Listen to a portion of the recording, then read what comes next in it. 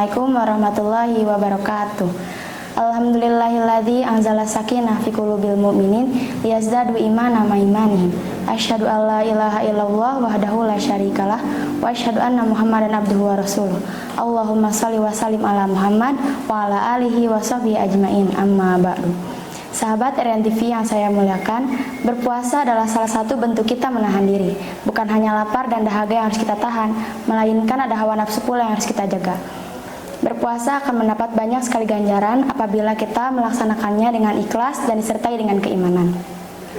Input dari berpuasa adalah iman dan takwa. Rasulullah Shallallahu Alaihi Wasallam bersabda, "At-taqwa hahuna," wa yushir ila sadrihi salasa maratin.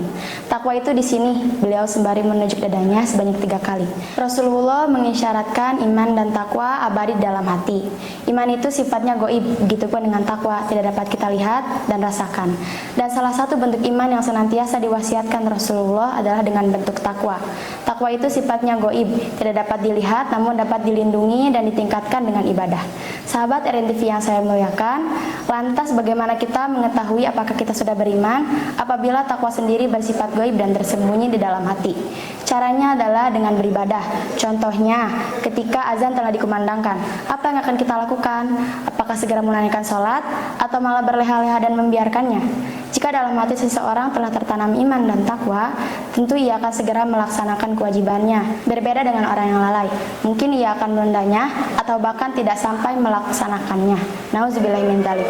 Oleh sebab itu, output dari berpuasa adalah dengan bentuk takwa atau ibadah. Sering kita dengar, arti takwa adalah menjalankan perintahnya dan menjauhi larangannya. Takwa itu kita mengharap rahmat Allah dan takut akan azabnya. Takwa juga menjaga diri dari kemadorotan dengan melakukan hal-hal yang bermanfaat. Sahabat RN TV yang saya muliakan, adapun arti takwa menurut Sayyidina Ali ada 4. Yang pertama, al-khaufu minal jalil, takut kepada Allah yang Maha Agung. Setiap orang yang takut, ia akan selalu ingat. Rasa takut kadang terjadi setelah mengingat sesuatu atau bahkan terjadi sebelum mengingatnya. Takut kepada Allah berarti takut akan azabnya, sehingga kita menjauhi hal-hal yang telah dilarangnya dan membuat Allah murka. Rasa takut juga dapat menjadi rem saat kita akan melakukan hal-hal yang tidak Allah sukai. Contohnya, riya, takabur, gibah, dan lain-lain.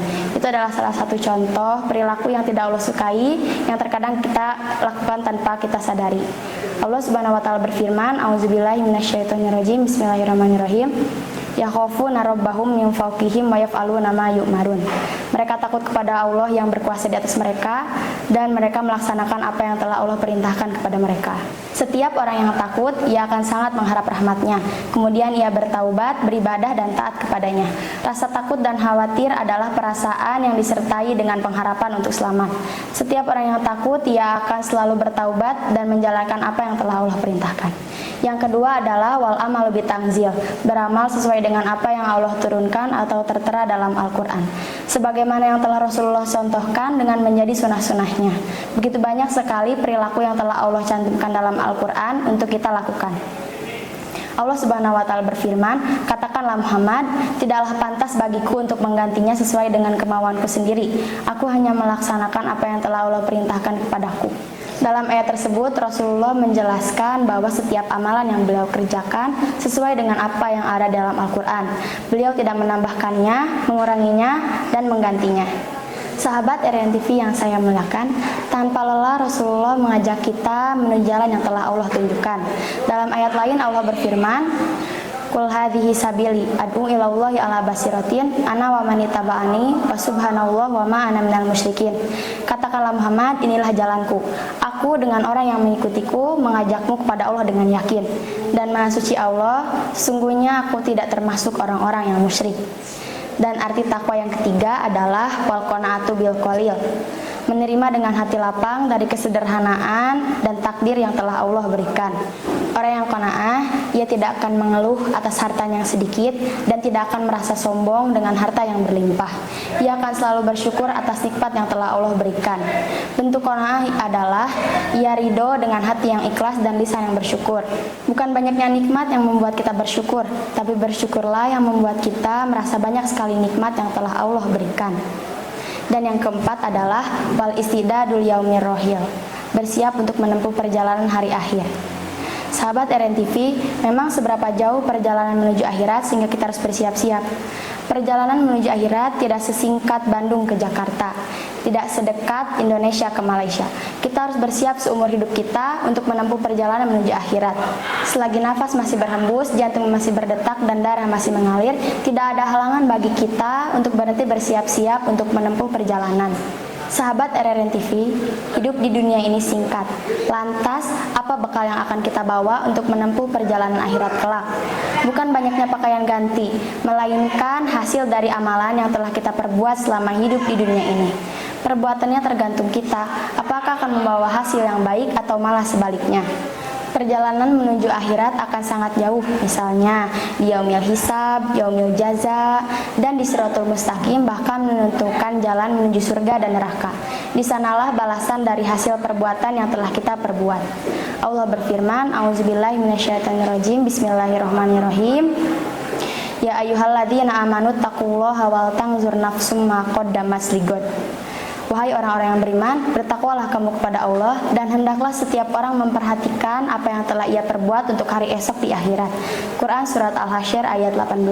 Sahabat RNTV yang saya muliakan, orang mukmin diwajibkan berbekal untuk hari akhir.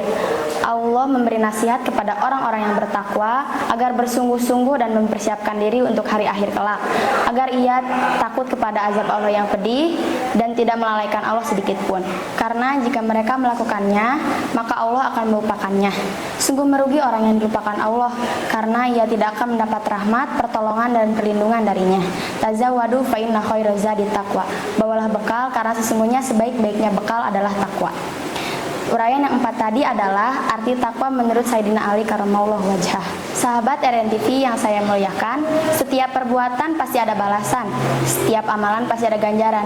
Begitu banyak sekali balasan yang telah Allah janjikan bagi para mutakin atau orang-orang yang bertakwa. Apa saja yang Allah janjikan? Contohnya yang pertama, wa may yattaqillaha yaj'al lahu makhraja. Barang siapa yang bertakwa, niscaya Allah akan memberinya jalan keluar. Tidak hanya itu, wa yarzuquhu min haitsu la yahtasib. Kemudian ia akan memberinya rezeki dari arah yang tidak disangka-sangka. Yang kedua, wa may yattaqillaha yaj'al lahu min amrihi yusra. Barang siapa yang bertakwa kepada Allah, niscaya ia akan memudahkan segala urusannya. Dan masih banyak lagi balasan yang telah Allah janjikan bagi para mutakin. Sahabat RRN TV yang saya muliakan, orang yang bertakwa ia akan selalu takut kepada Allah. Orang yang bertakwa ia akan selalu beramal sesuai dengan apa yang Allah turunkan. Orang yang bertakwa ia akan selalu menerima dari takdir atau rezeki yang Allah berikan. Dan orang yang bertakwa ia akan selalu siap untuk menempuh perjalanan hari akhir. Sahabat RRN TV yang saya muliakan, semoga Allah selalu memberi bimbingan untuk mengisi hari-hari yang kita lalui dengan iman dan takwa, untuk kebahagiaan dunia dan bekal kebahagiaan di akhirat kelak. Amin. Mungkin cukup sekian uraian singkat yang dapat saya sampaikan. Semoga sedikitnya kata yang saya sampaikan dapat antum pahami. Kurang lebihnya saya mohon maaf. Tazawwadu fa inna khairaz zadi taqwa. Hadana wa iyyakum ajmain. Wassalamualaikum warahmatullahi wabarakatuh.